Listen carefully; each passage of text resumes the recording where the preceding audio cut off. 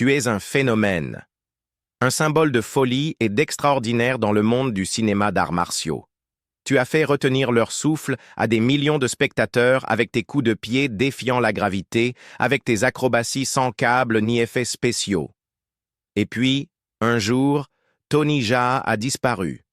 Sans avertissement, sans projecteur, sans écho. Certains disent que tu as abandonné, d'autres disent que tu as été trahi, et il y en a même qui croient que c'est la gloire elle-même qui a consumé cet homme. L'histoire d'aujourd'hui n'est pas une belle légende. C'est une vérité jamais racontée, pleine de contradictions, de douleurs et de sacrifices, sur le guerrier Dong Bak que le monde avait idolâtré. Des chants pauvres d'Isan à la scène mondiale. Pour comprendre le parcours de Tony Jaa, il faut d'abord comprendre Isan, la région la plus sèche et la plus pauvre de Thaïlande. Isan, ce n'est ni la Bangkok étincelante ni la touristique Chiang Mai. C'est un endroit où les enfants grandissent avec le cri des bovins, les sécheresses brûlantes et des repas souvent insuffisants. Panom Yerum, le vrai nom de Tony Jaa, est né et a grandi dans ce décor le 5 février 1976 dans la province de Surin, près de la frontière cambodgienne. Ses parents étaient agriculteurs. Toute la famille vivait de leur rizière et d'un seul buffle. Pas d'électricité, pas de télévision en couleur, aucun jeu à part grimper aux arbres, se baigner dans la rivière et rêver. Mais dans l'esprit du petit Panom, un autre monde se formait, un monde où les hommes pouvaient voler, faire des coups de pied tournoyants en l'air, sauter par-dessus les murs et se battre comme des guerriers invincibles. Tout cela venait d'un seul endroit. Les films d'arts martiaux classiques diffusés à la télévision en noir et blanc du village. Ce petit garçon était passionné par Bruce Lee, Jackie Chan, Jet Li. Chaque soir, après le travail au champ, Panom regardait secrètement les films, puis allait au bord de la rivière pour imiter chaque mouvement, chaque coup de poing, coup de pied, chaque cri. Sans salle d'entraînement, il utilisait les troncs de bananier comme sac de frappe. Sans entraîneur, il apprenait en rembobinant les cassettes VHS encore et encore, jusqu'à mémoriser chaque geste. Le désir de quitter ce petit village grandissait en Panom. À 15 ans, il demanda la permission à ses parents de monter à Bangkok, espérant trouver une chance d'apprendre les arts martiaux de façon professionnelle. D'abord, il travailla comme homme de ménage dans une école de sport, nettoyant les toilettes, portant des chaises, coupant l'herbe, en échange de la possibilité d'observer les cours. Puis, il demanda à s'entraîner avec eux. Quand les entraîneurs virent sa persévérance, il fut accepté officiellement à l'école de sport de Mahasarakam, où il commença à pratiquer le taekwondo, le judo et le wushu. Mais le tournant décisif arriva lorsque Panom rencontra Pana Ritikrai, un réalisateur d'action chevronné, fondateur de l'équipe de cascadeurs Muay Thai Stunt. Pana vit en Panom quelque chose qu'il n'avait jamais vu chez personne d'autre, de la folie, une discipline de fer et la volonté de se faire mal pour atteindre ce qu'on appelle le vrai. De 1994 à 2003, Tony Jaa, utilisant alors le nom de scène Jaa Phanom, fut à la fois élève et cascadeur dans des dizaines de films d'action à petit budget en Thaïlande. Il s'entraînait de 8 à 10 heures par jour, sautait des toits, traversait les flammes, frappait des piliers en béton, faisait des pompes sur 2 doigts. Pas pour faire le spectacle, mais pour prouver que les arts martiaux n'ont pas besoin de CGI, seulement de volonté. Cet effort extraordinaire ne fut pas vain. Après près d'une décennie d'épreuves, Pana décida de produire un film spécial, Ong Bak, le guerrier Muay Thai, où Tony serait pour la première fois au centre de la scène. Pas de gros budget, pas de grands noms, une seule certitude. Toutes les scènes d'action seraient réelles, 100% exécutées par Tony. L'équipe du film ne s'attendait pas à ce que, depuis cette terre pauvre d'Isan, ils envoient une onde de choc dans le monde entier. Le film connut un immense succès en Asie et fit également sensation en Occident. Tony Jaa, ce garçon qui frappait les bananiers et sautait des bambous dans les rizières, partageait désormais la scène avec les légendes mondiales du cinéma d'action. Et ainsi, des champs rouges de poussière remplis du chant des cigales, Tony monta sur la scène mondiale. Non pas par des artifices, non pas par les médias, mais par le sang, la sueur et des coups de pied réels à vous glacer le sang. Quand le monde leva les yeux. En 2003, le film Ong Bak, le guerrier Muay Thai, sortit officiellement au public. Pas de CGI, pas d'acteurs hollywoodiens, pas d'effets numériques, seulement une chose, la réalité. Une réalité présente dans chaque coup de pied, chaque coup de poing, chaque acrobatie que Tony Jaa, alors un nom totalement inconnu dans le monde, réalisa entièrement avec son propre corps, sans doublure. Le monde entier fut stupéfait. En Thaïlande, Ong Bak devint un phénomène au box-office, récoltant plus de 20 millions de bahts en quelques semaines, un chiffre record pour un film d'action local à l'époque. Mais plus miraculeuse encore fut la réaction du public international. Le film fut vendu dans plus de 90 pays, et lors de sa sortie aux États-Unis en 2005, les spectateurs occidentaux furent pour la première fois terrassés par le Muay Boran, une forme traditionnelle et plus brutale du Muay Thai, incarnée par le corps sans limite de Tony. Les critiques commencèrent à le comparer à Bruce Lee et Jackie Chan. Mais il y avait une différence. Si Bruce Lee apportait une philosophie martiale, si Jackie Chan apportait l'humour et la proximité, Tony Jaa apportait quelque chose de sauvage, d'instinctif, de pur. Il n'était pas seulement un combattant, mais un guerrier antique réincarné sur grand écran. Roger Ebert, le légendaire critique de cinéma américain, écrivit un jour « Tony Jaa vous fait vous demander si la gravité existe encore sur Terre. » Le New York Times décrivit « Ong Bak n'a pas besoin de logique. Il suffit de savoir qu'un homme peut faire des choses insensées avec son vrai corps. » Ce succès ne tenait pas seulement à la technique, c'est aussi parce que le monde du cinéma était alors épuisé par l'artifice. Alors qu'Hollywood dépendait de plus en plus des CGI, les scènes d'action devenaient des chorégraphies trop parfaites, perdant la sauvagerie, l'imprévisibilité que les anciens films d'arts martiaux savaient offrir. Et puis Tony Jaa apparut, tel un vent renversant tout sur son passage. Juste après Ong Bak, Tony devint un phénomène mondial.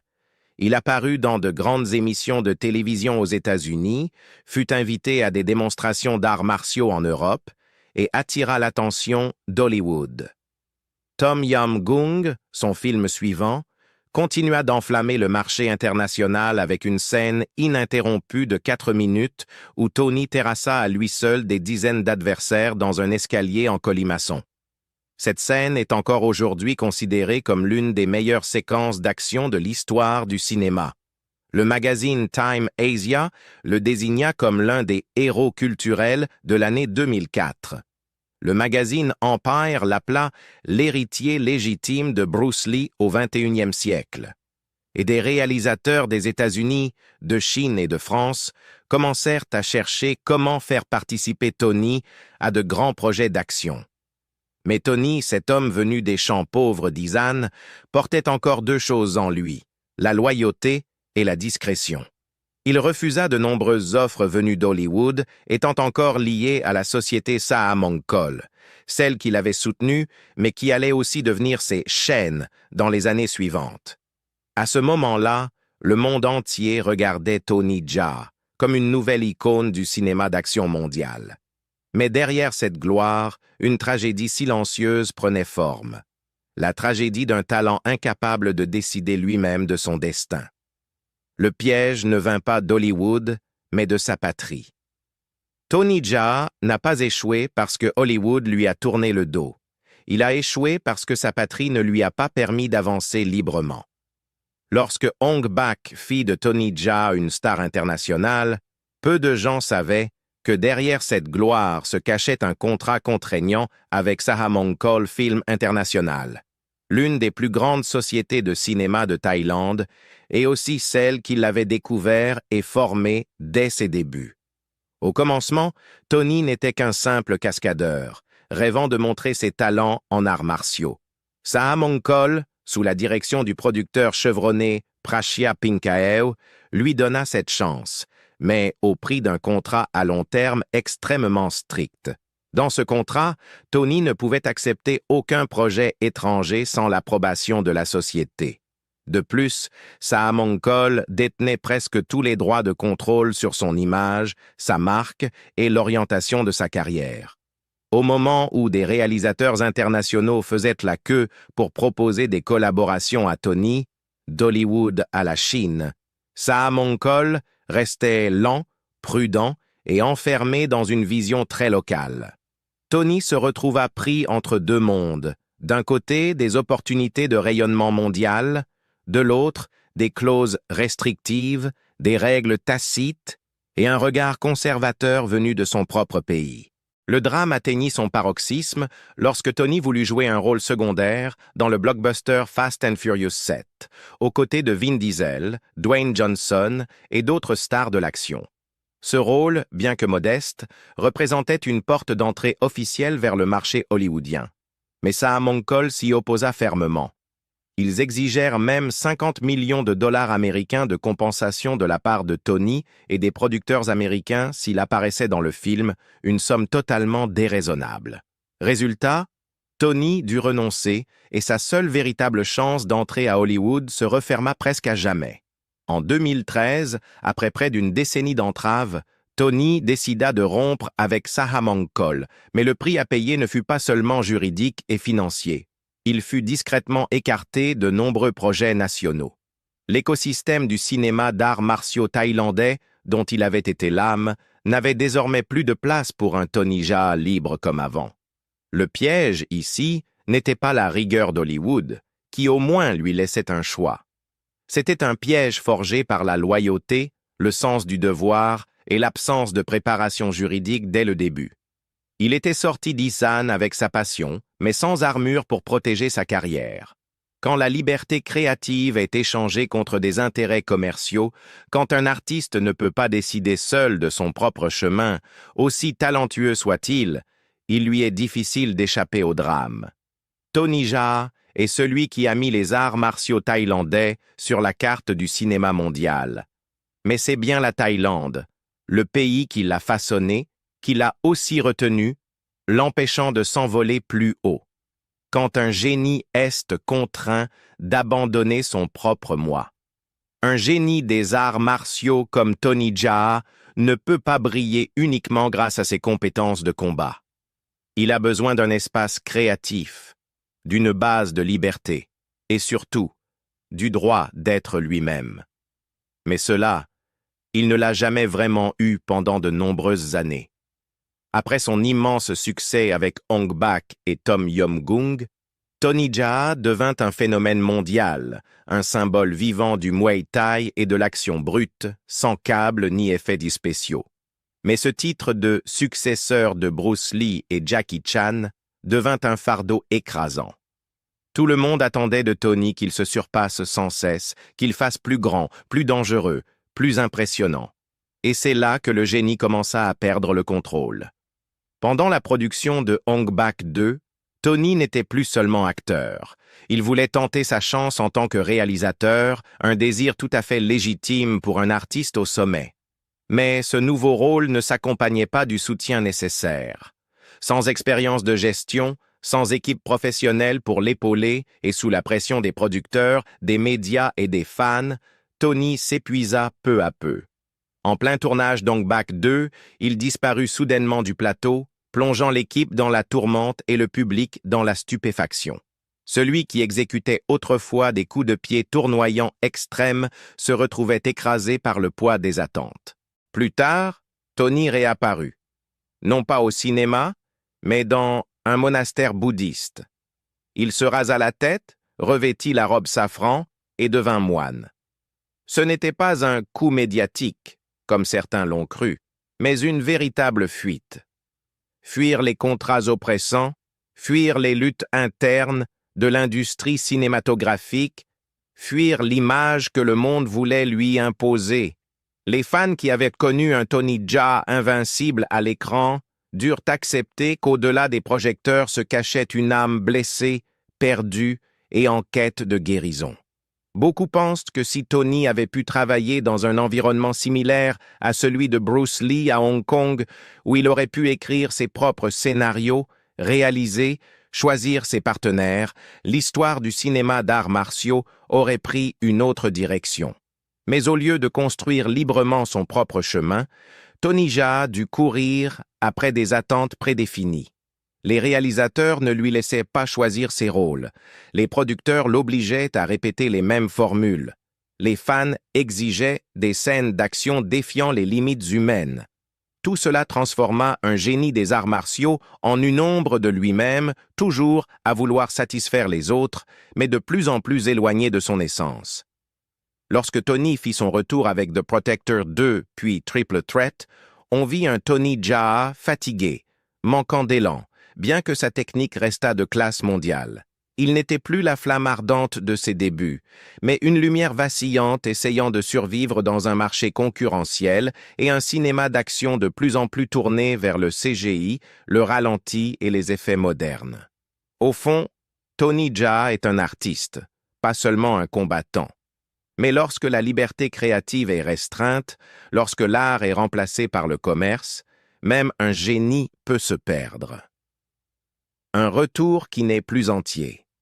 Après des années de retraite dans un monastère bouddhiste, on aurait pu croire que Tony Jaa s'éloignerait définitivement des projecteurs.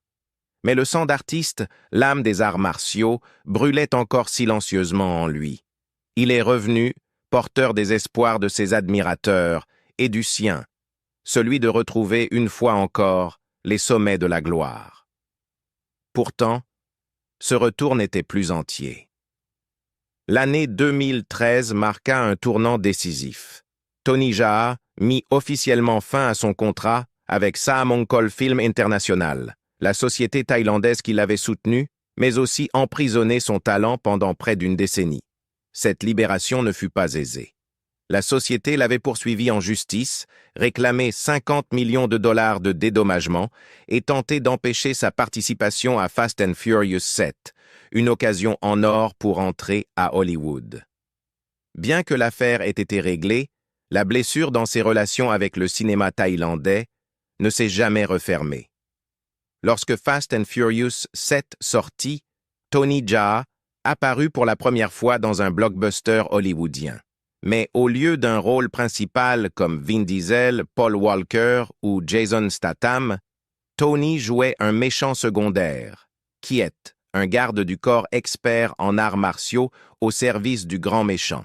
Ces scènes d'action, bien que spectaculaires, furent trop courtes et sans profondeur, laissant les spectateurs sur leur faim. Tony Jaa, qui autrefois portait seul des films d'action entiers, n'était plus qu'une pièce mineure dans un casting de stars occidentales. Par la suite, Tony continua d'apparaître dans des films internationaux comme SPL 2, A Time for Consequence, Never Back Down, No Surrender, Triple Threat et Monster Hunter. Mais tous avaient un point commun. Ils n'étaient plus au centre. Ces rôles étaient soit des méchants, soit des seconds rôles d'action, rarement avec une véritable épaisseur, et surtout, il n'était plus le Tony Jaa que le public avait tant aimé. Pendant ce temps, le cinéma d'action mondial évoluait. Le public s'habituait aux films de super-héros remplis d'effets spéciaux. Les arts martiaux traditionnels étaient remplacés par les CGI, les ralentis et les effets visuels. Le style d'action réaliste, sans câble ni trucage, qui avait fait la marque de Tony Jaa, devenait dépassé aux yeux des producteurs. Les coups de pied tournoyants à 360 degrés ou les frappes authentiques de Muay Thai ne suscitaient plus le même engouement qu'à l'époque d'Ong Bak. Non seulement il perdait du terrain à l'international, mais la carrière de Tony en Thaïlande connaissait aussi des difficultés. En raison de ses conflits avec ses anciens studios, il fut presque boycotté dans son pays. Des films comme Ong Bak 3 ou The Protector 2 sortirent dans une atmosphère fade, sans créativité, et ne rencontrèrent pas le même succès que les premiers volets. Plus important encore, quelque chose avait changé dans le regard de ses fans. Tony n'avait plus l'aura d'un novateur, ni la lumière d'un pionnier. Il n'était qu'un grand artiste tentant de survivre dans un monde cinématographique impitoyable. On avait espéré que Tony Jaa serait l'héritier de Bruce Lee, Jackie Chan, celui qui guiderait le cinéma d'arts martiaux vers une nouvelle ère. Mais aujourd'hui, ce rêve semble s'être évanoui. Il est toujours là, il joue encore, il se dévoue, mais clairement, il n'est plus le Tony Jaa entier de 2003. Le prix de l'honnêteté et de la loyauté. Tony Jaa est devenu célèbre non seulement grâce à ses compétences martiales extraordinaires, mais aussi par sa personnalité. Un cœur ferme, loyal et honnête, à un point qui semble presque démodé dans le monde du divertissement d'aujourd'hui. Et pourtant, ses qualités en apparence nobles sont devenues des chaînes invisibles, le blessant profondément, non seulement dans sa carrière, mais aussi dans sa vie personnelle. Depuis son jeune âge de pauvre garçon d'Isan, Tony portait en lui un esprit de respect envers ses maîtres, de gratitude envers ceux qui l'avaient soutenu, et la conviction que la loyauté valait mieux que la gloire. Lorsqu'il fut invité à travailler avec Saha-Mongkol Film International, il crut trouver une seconde famille. Le patron du studio, Somsak Tekkarathana-Prasert, n'était pas seulement un producteur, mais aussi un mentor, un père spirituel que Tony respectait profondément. Au début, lorsque Ong Bak et Tom Yum-gung connurent un immense succès, Tony rendait toujours hommage au studio, refusant de nombreuses propositions internationales pour tenir la promesse faite à celui qui avait cru en lui dès le départ. Cependant, cette loyauté ne fut pas récompensée par le respect qu'elle méritait. Saha-Mongkol contrôlait non seulement ses contrats cinématographiques, mais limitait strictement sa liberté créative. Lorsqu'il voulut développer son propre projet, Ong Bak 2, il dut affronter des obstacles financiers, des problèmes de calendrier et un manque de pouvoir décisionnel.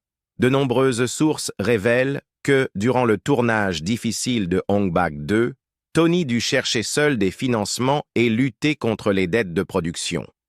Ce fut également à ce moment qu'il s'effondra et choisit de se retirer dans un monastère, non pas par dégoût de l'art, mais parce qu'il ne supportait plus la pression et l'emprise de ceux qu'il considérait autrefois comme une famille.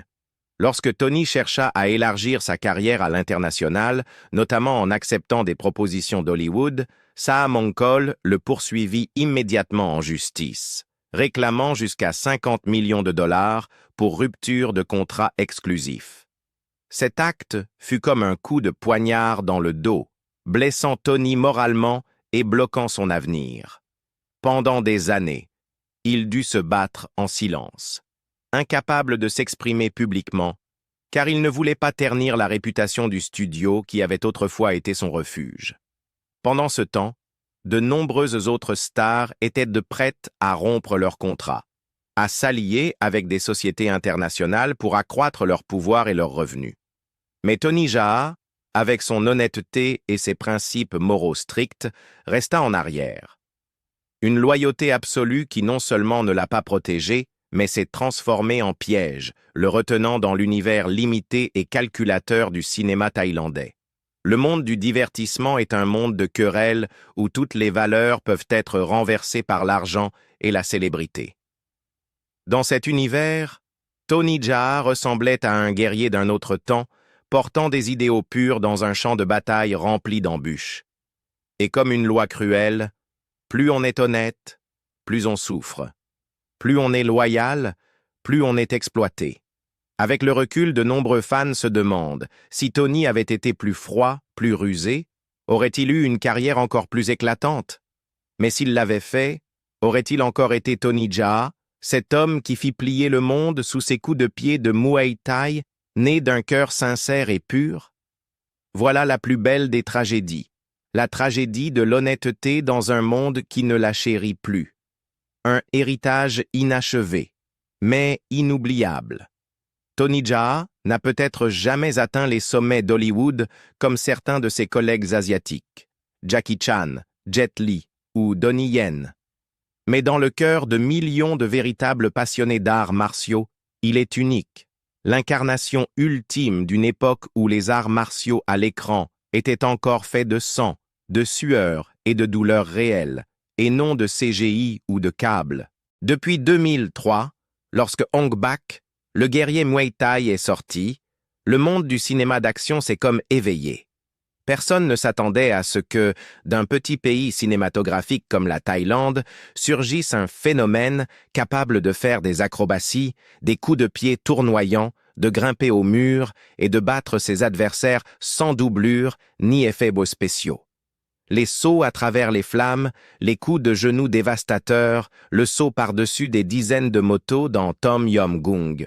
Tout cela était réel, sans aucun trucage.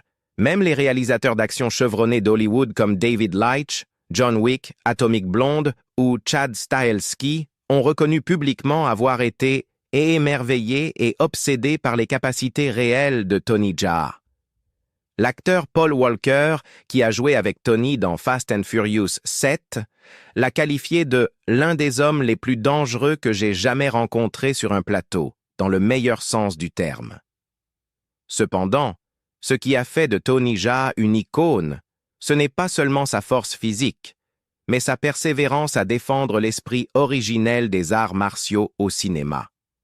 Alors que la plupart des films d'action modernes privilégient le divertissement, les effets spéciaux et le marché, Tony a choisi une voie plus difficile, celle de ramener les arts martiaux à leur essence, un mélange d'art, de force et de spiritualité. Pourtant, cette gloire n'a pas duré. Ces dernières années, bien qu'il soit apparu dans quelques films internationaux, Furious 7, X6, Reactivated, le rôle de Tony s'est rétréci. En partie à cause des barrières linguistiques, mais aussi parce qu'il refusait de perdre son identité pour suivre la mode.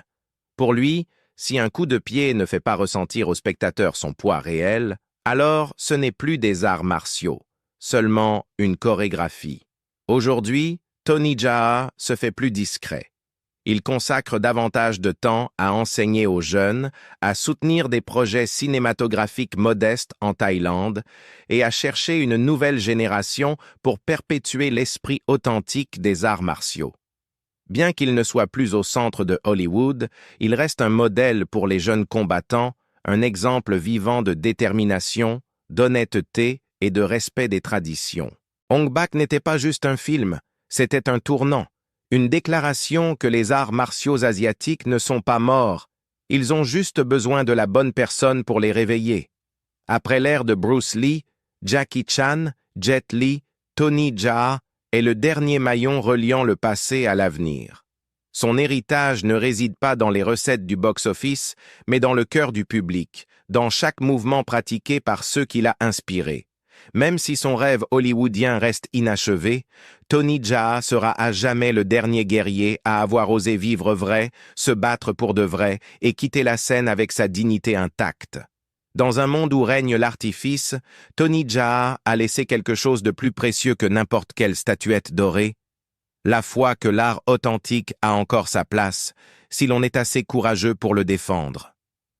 Tony Jaa n'est peut-être pas devenu une superstar mondiale, mais il a laissé une empreinte indélébile dans le cœur des amoureux du cinéma d'arts martiaux. Que pensez-vous de son parcours? Tony mérite-t-il davantage de reconnaissance? Laissez vos avis en commentaire.